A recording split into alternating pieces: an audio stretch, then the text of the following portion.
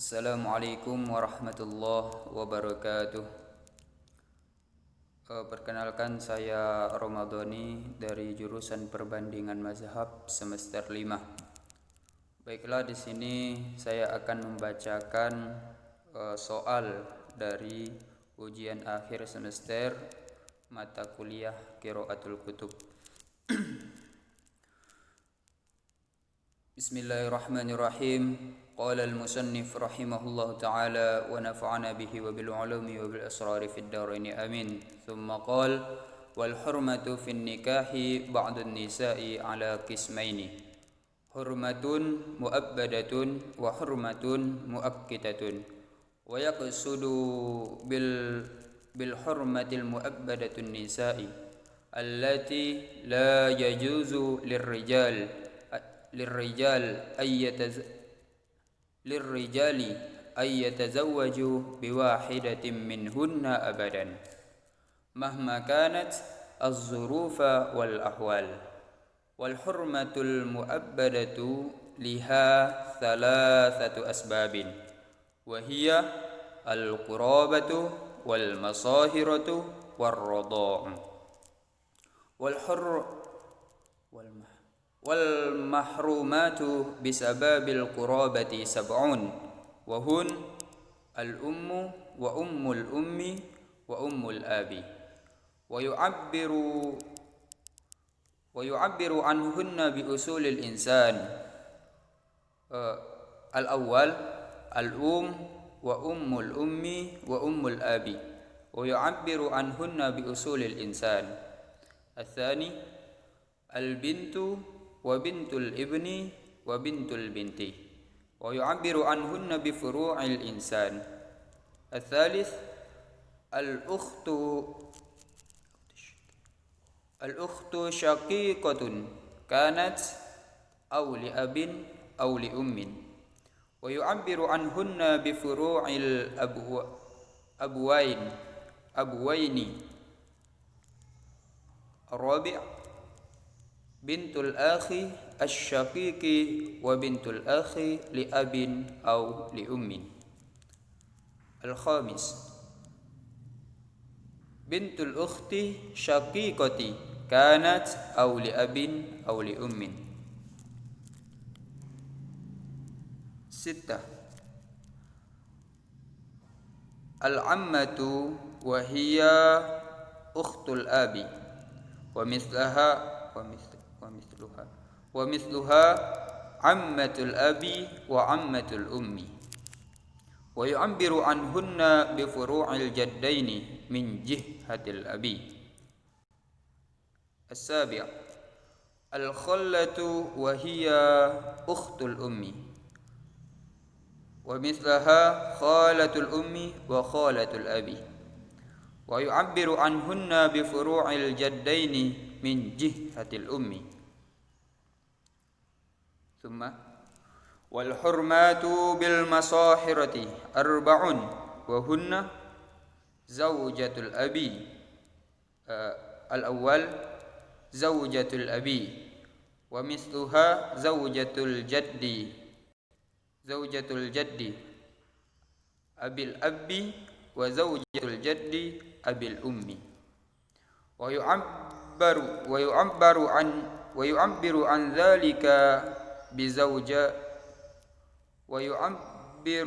ذلك بزوجات الأصول. الثاني زوجة الابن وزوجة الابن وزوجة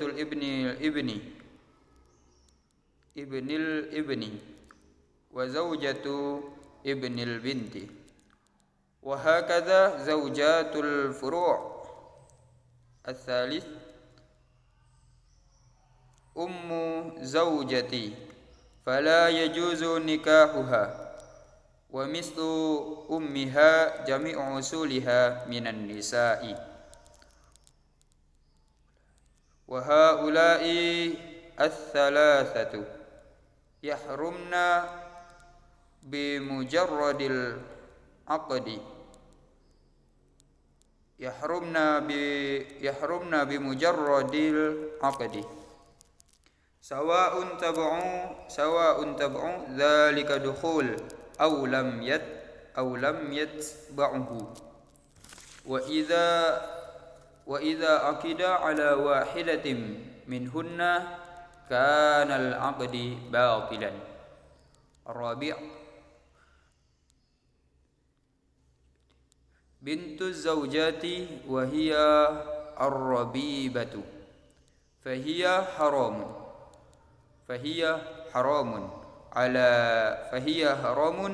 ala zawji ummiha walakin laisa bimujarradil aqdi bal la tansa'ul hurmati illa bidukhuli ala ummiha. Baiklah, saya akan menjelaskan dari materi yang saya bacakan tadi. Jadi haramnya menikah itu terbagi menjadi qismaini, dua bagian. Bagian yang pertama adalah hurmatum mu'abbadatun, haramnya menikah untuk selama-lamanya. Dan bagian yang kedua yaitu hurmatum mu'akkidatun, haramnya menikahi dalam waktu tertentu. Jadi yang satu haram untuk selama-lamanya, yang kedua haram dalam waktu tertentu saja. Dan kemudian wal hurmatu mu'abbadatun, dan haram untuk selama-lamanya liha salasatu asbabin. Itu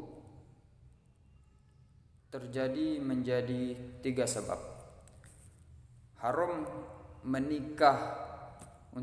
Haramnya menikah untuk selama-lamanya itu ada 3 sebab.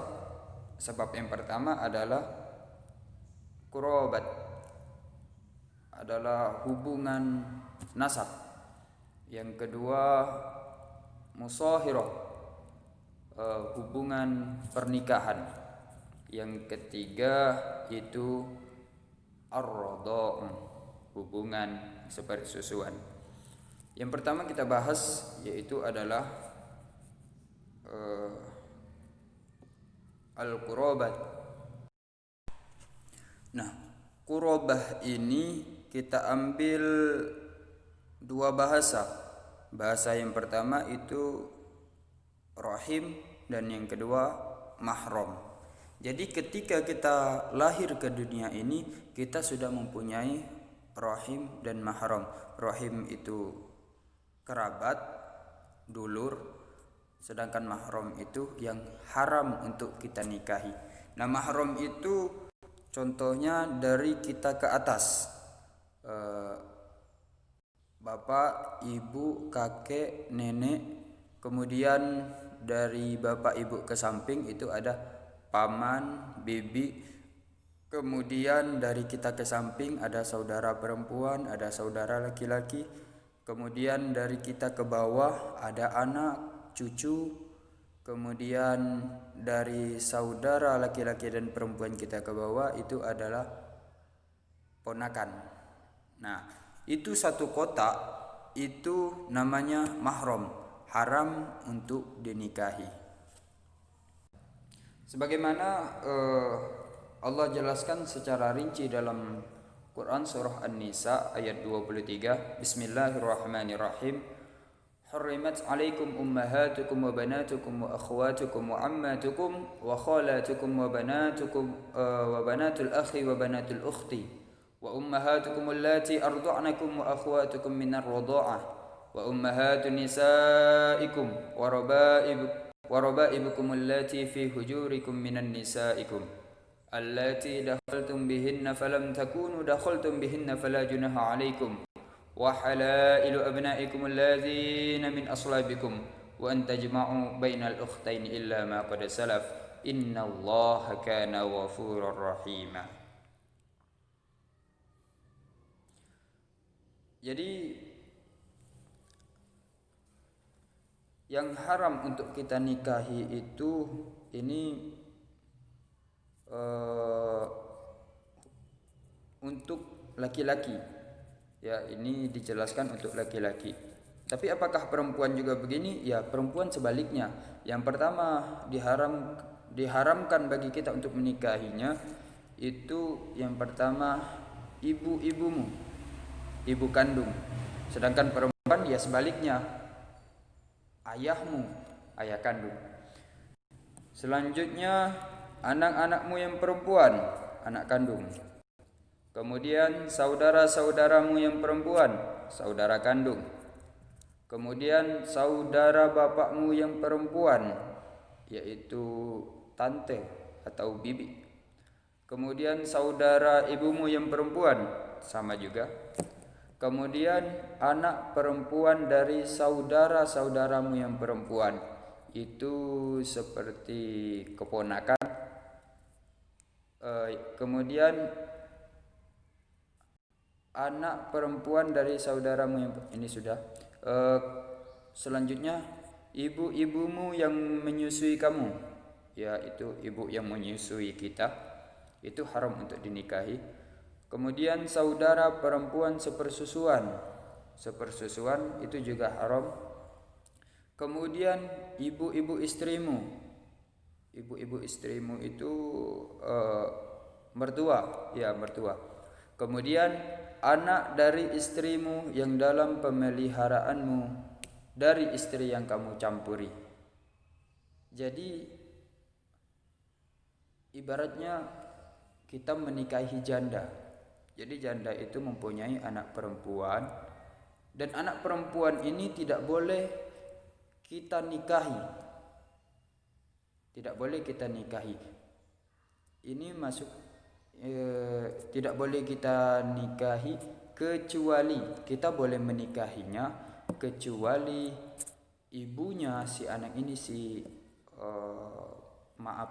si janda ini belum kita gauli terus kita ceraikan, maka boleh kita menikahi anaknya.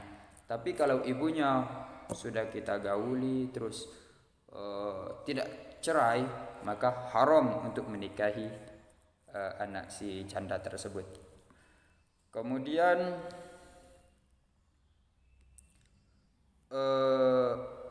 haram bagimu istri anak kandungmu. Istri anak kandungmu ini istri anak kandung ini adalah menantu. Dan kemudian menghimpun dalam perkawinan dua perempuan bersaudara. Nah, mengawini dua perempuan bersaudara sekaligus ini juga diharamkan. Kemudian kecuali yang telah terjadi masa lampau. Jadi yang telah terjadi masa lampau itu berarti sebelum ayat ini turun. Tetapi ketika ayat ini sudah turun, maka aturan ini tetap diberlakukan. Seperti contoh yang punya istri 4, punya istri 12, punya istri 8, maka dikurangi maksimal 4 istri. Sesungguhnya Allah Maha Pengampun dan lagi Maha Penyayang. Baik, kita masuk kepada sebab yang kedua, haramnya menikah itu karena tali perkawinan. Jadi haram menikah sebab karena tali perkawinan itu ada 4. Yang pertama, zaujatul abi, istri bapak. Istri bapak itu haram. Kemudian zaujatul ibni, istri anak laki-laki. Istri anak laki-laki berarti menantu. Kemudian ummu zaujati, ibu dari istri, yaitu mertua. Kemudian yang keempat bintu zaujati, yaitu anak perempuan dari istri, seperti contoh anak ipar kita. Wallahu a'lam bishawab. Mungkin sekian yang dapat saya sampaikan. Kurang lebihnya saya mohon maaf. Jika ada kekurangan itu berasal dari saya sendiri. dan jika ada kelebihan itu datangnya dari Allah Subhanahu wa taala. Sebagai kesimpulan, mengapa Islam sedemikian rupa mengatur tentang pernikahan? Karena Islam itu banyak dikhawatirkan. Karena menikah dalam satu darah itu banyak yang dikhawatirkan, banyak mudaratnya, banyak hal-hal yang tidak diinginkan, hal-hal yang berat yang tidak diinginkan yang datang di kemudian hari. Itulah alasan mengapa Islam mengatur pernikahan sedemikian rupa. Sekian yang dapat saya sampaikan. Sekali lagi saya mengucapkan mohon maaf dan terima kasih kepada Bapak dosen pembimbing. Saya akhiri, wallahul muwaffiq ila aqwamit thoriq. Wassalamualaikum warahmatullahi wabarakatuh.